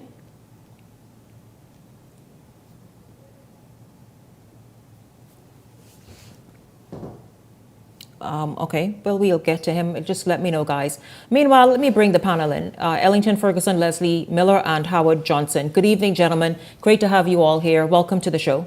Good evening, Shanique. Good evening, Bahamas. Thank you for having me. Good evening, colleagues. Shanique, good evening. Gentlemen, your thoughts on what played out at police headquarters just a short while ago, and I imagine is now unfolding at the Parliamentary Registration Department. Your thoughts on the whole confusion of it all, and a lot of what's being said, and the thoughts around it. I think it's just a very unfortunate situation. We have a lot of new people involved in the political fray. I think when you find out something is going on, you try to educate yourself first before you create a ruckus, because obviously the persons are not aware of this process. And I mean, we have now 7 days, and the boxes have got to get to the Family Islands. You heard the parliamentary commissioner talked about how they were taking them down there by the Parliamentary Registration Department to package them and get them ready for shipping. It's just unfortunate, all this foray about stealing the election and this person do this. Yeah, you have all three of the parties' representative up there making a record. So who was trying to steal it?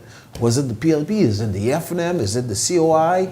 I mean, come on, man. Let's calm down. I think calmer heads need to begin to prevail in this country. There's a trend that we're going into the election a little more vicious than in past. I know we've had some heated elections, but it's a trend and then there's a lot of ignorance. Ignorance is becoming very loud. Then there are some people who I realize is taking prey on the masses' ignorance of things to rally up people who don't know no better. Okay, please, man, let's kind of tune down the rhetoric. You have your count of those ballots. You know how much ballots you close with. You know how much was used. You know how much was unused. When the polls open, if those numbers are different, then you raise hell.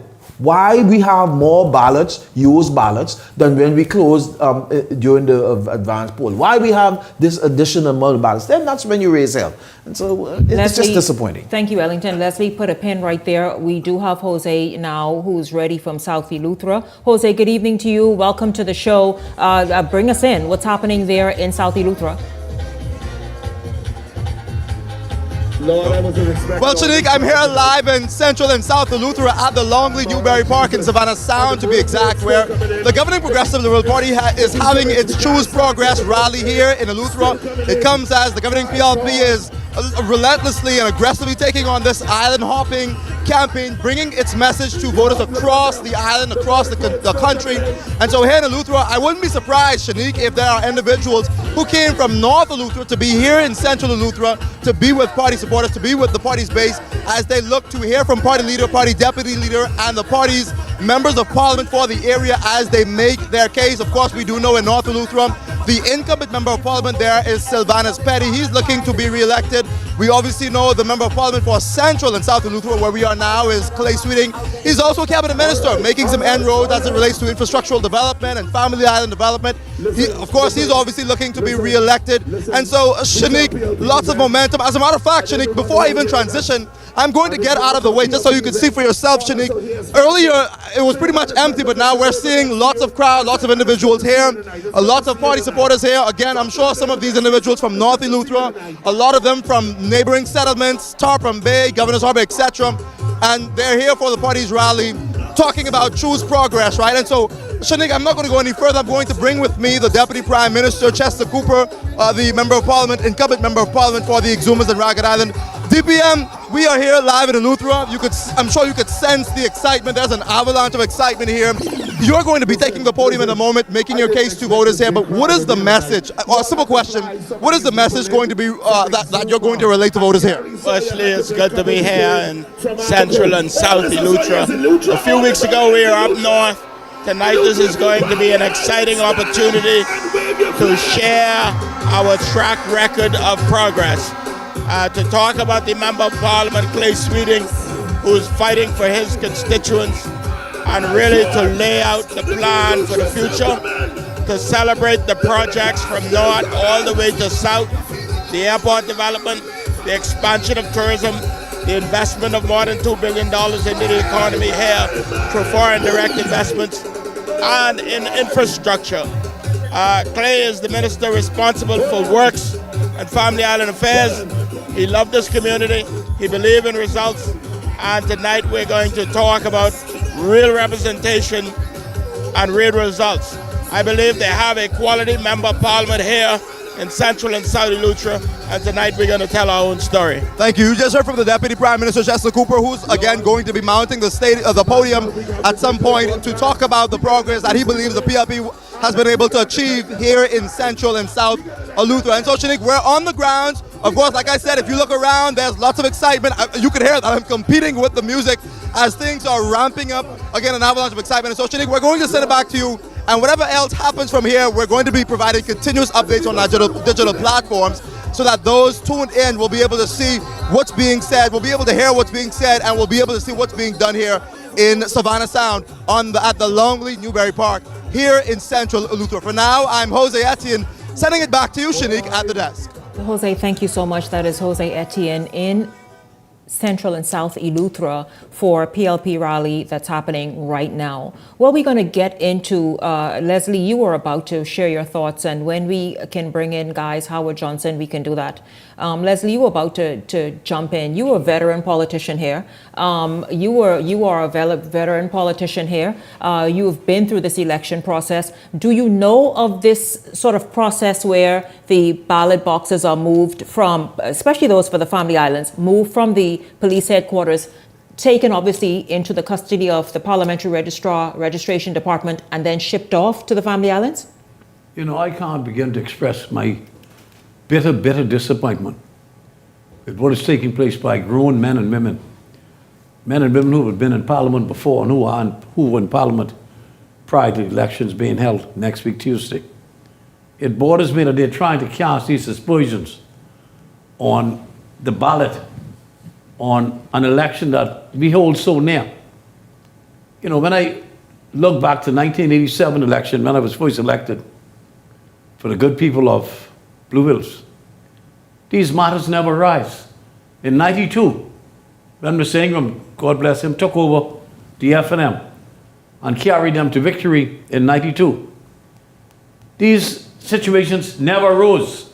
In 97, when he won again, when the PLP had every right to complain if we were so petty and childish to believe or make Bahamians believe that there could be some cheating. Not a word. In 2002, the PLP won again. I was on that ticket as Minister of Trade and Industry after we won. In 2007, Mr. Ingram came back and won. 2012, we came back and won. How is it now that 30 years later, grown men and women are accusing the system of being rigged? It's a total, utter disgrace what is happening now. And I resent it totally as a former minister in the government and as a former member of parliament. It is a total, absolute disgrace that our neighbors in the world will look on Bahamian politics as something to be disregarded, that there could be cheating in election. Mr. Ingram told them over and repeatedly, it cannot happen.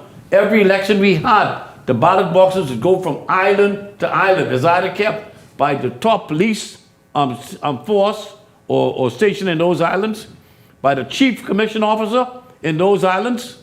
You can send one of your representatives on that plane to go with them, each party. This is happening. Why are they doing this? This really bothers me. And so it is they are unfit to be in parliament. It is known, Leslie, that each of the parties have a representative that fly with the book. At all times. This is disgraceful, man. And petty. I don't know. I respect Ms. Ingram the highest. The PM, the Survey, the former PM, Christie. They have never, ever questioned. They have never questioned the sanctity of our election to these men. It is disgrace that people like them have to go in parliament with that mentality to show the Bahamian people that yes, they will cheat. It cannot happen. The system protects you. It's disgraceful, man. They got no class. None. Howard, good evening to you. Welcome to the show. Howard, jump right in. Your views on everything that unfolded this evening. Yes, good evening, Shanique. Good evening, colleagues, and good evening, Bahamas. I tend to agree with much of what Leslie and Ellington both have said. I think some of this fodder that's going on has to do with the fact that there was some chaos with the advance poll the other day. And I believe that it is also in part because of some people knowing that election is but 6 days away.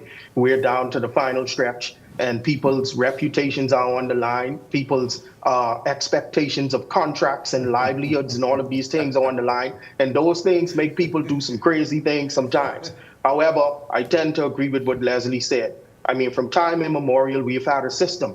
There are standard operating procedures, and there are systems in place. And those are the things that have caused there to be incumbent governments in the Bahamas that have changed 5 consecutive times before 2026. The incumbent government has lost 5 times in a row.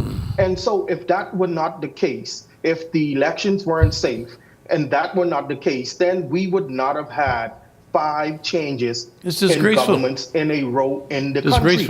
I don't understand what happened today, Shanique. I don't understand. Howard, was it you who was on another Caribbean island shortly and a short while ago, and the people say, what the hell is going on in the Bahamas? And the Bahamas looking like a little hick town? Yeah, man. Yes, come on, man. We Haiti, advance poll. That's what Haiti does, not us. Listen to Howard. During the advance poll, I was in the Republic of Trinidad and Tobago, and I was visiting a local watering hole there, restaurant and bar with friends. And on the TV, they were showing some of the chaos. On local Trinidad TV, they were showing some of the chaos and the footage from our advance poll. And the people in there were saying, look what's going on. What the hell is going on in Bahamas? And they sounded so disappointed, and they sounded so shocked, because we are looked at as the United States of the Caribbean. We're the gem. We're the leaders who are supposed to be out front and center. And these are people who just had elections less than 2 years ago, and their elections did not look as chaotic and as crazy as ours did. And I felt kind of disappointed at that. I'm sure embarrassed as well. Embarrassed, very embarrassed. Listen, let us all admit that what happened last Tuesday was disgraceful, to say the least. But let us also admit that once you got past those lines, the problem with the early voting, wasn't the process, was the fact that they only had 2 rooms available How is it allowed that to happen is beyond me. That doesn't make sense. Yep. I told the PM that I saw it, I said, this got to stop. They know better. All those people know better. It should never have happened now. Absolutely. Once you get inside the room, within a minute you voted. Yeah. That's true. Within a minute. Once you got through the line. Within 60 seconds. And got in the room. You were out. You were done. God's sake, man. Leslie, before we go to this very, very quickly, let's talk about this $30 million loan that the government is wiping clear for you, doing you a favor. They say this look like the PLP, friends, family, and lovers. What's happening? Madam, in 2013, the government needed places for different ministries and entities to reside in. Robin Hood had closed down in 2012. We were approached by the government of the Bahamas. Fine, you want to rent? We have a place there. Robin Hood just closed, one beautiful place, everything intact in the building, air conditioned, the whole 9 yards in A1 condition. The Prime Minister got up in Parliament and requested that Parliament allow him the opportunity to rent the premises that were available. The leader of the option then, who was Dr. Minnis, who became the Prime Minister, seconded.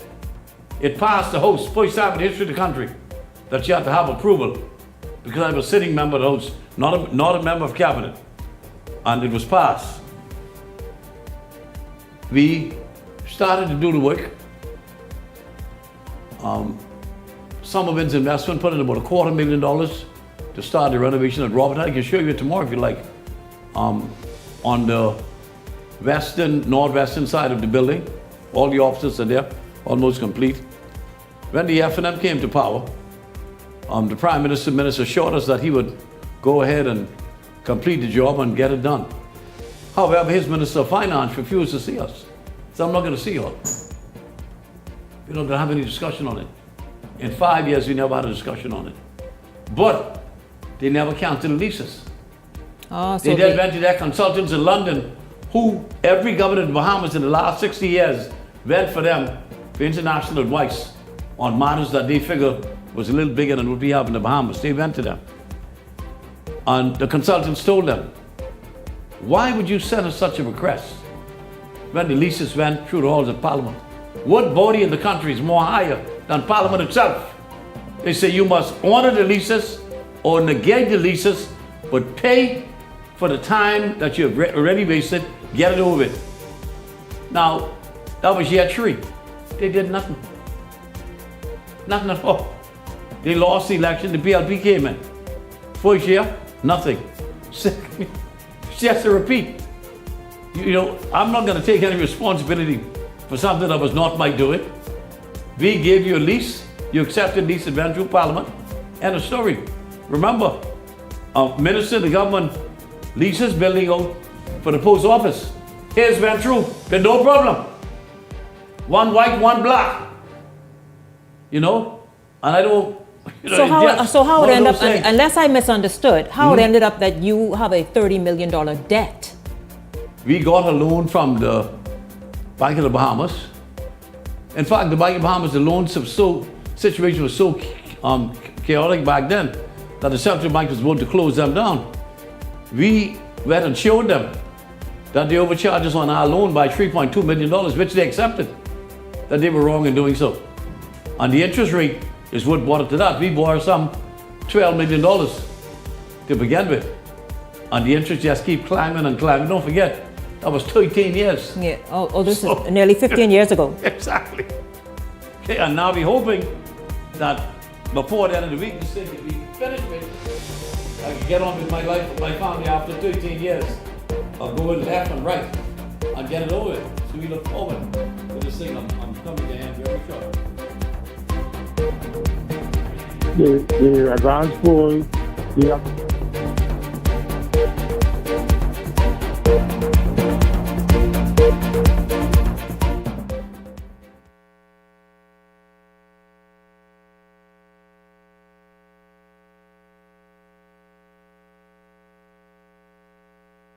Popeyes. Y'all again? Monday, Popeyes. Tuesday, Popeyes. Wednesday, Popeyes. Thursday, Popeyes. Friday, Popeyes. Saturday, Popeyes. Girl, what we getting for lunch today? Popeyes again? Mm-hmm. Popeyes.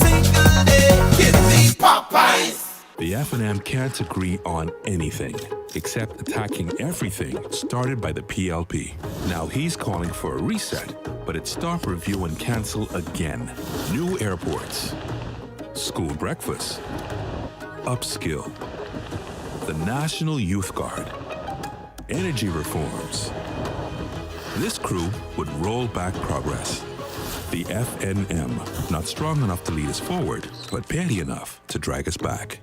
5 cars, catch the keys, don't blink, take these. Island Luck is giving away 5 brand new cars. Earn 10 reward points for a chance to enter and win. Enter weekly from Monday 12 a.m. to Sunday 2 p.m. Winners are announced Sundays at 3 p.m. on 103.5 The Beat and Island Luck Socials. 5 cars, 5 weeks. The more you play, the better your chances. Visit islandluck.com for more information. Catch the keys only at Island Luck. Must be 18 and over. Island Luck reminds you that it's only a game, so please game responsibly. We're expanding opportunities by investing in our people.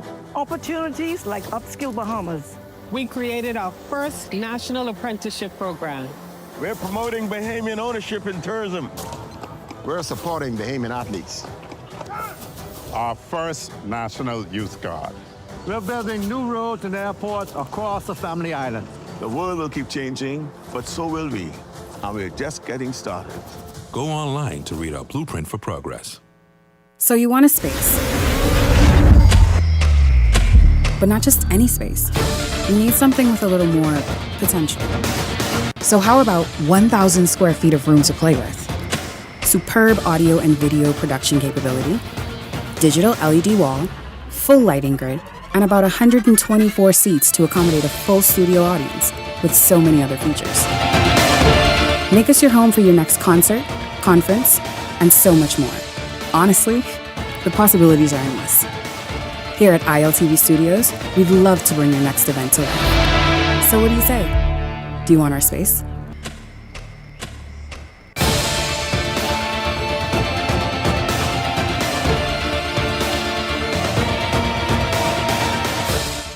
Only at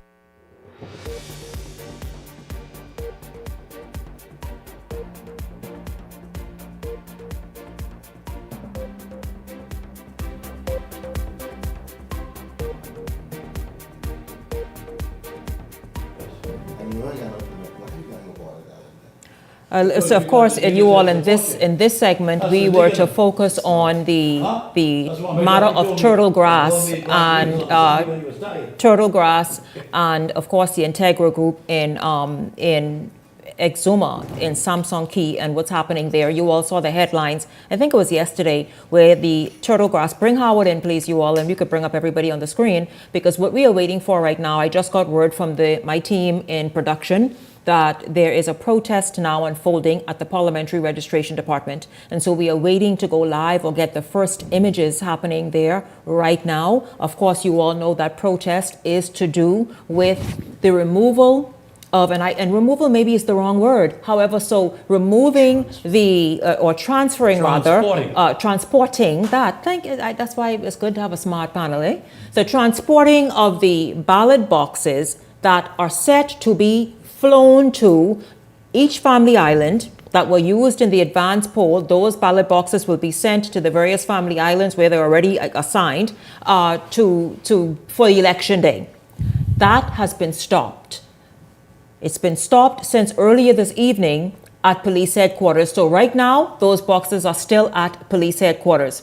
Meanwhile, the party representatives headed over, during the show, headed over to the Parliamentary Registration Department, which has been relocated on Tony Williams Darling Highway. Yes. Let's talk, gentlemen, about the police headquarters and the reason it's been housed there, these ballot boxes for quite some time now, is because of a double system lock that's in place and vault.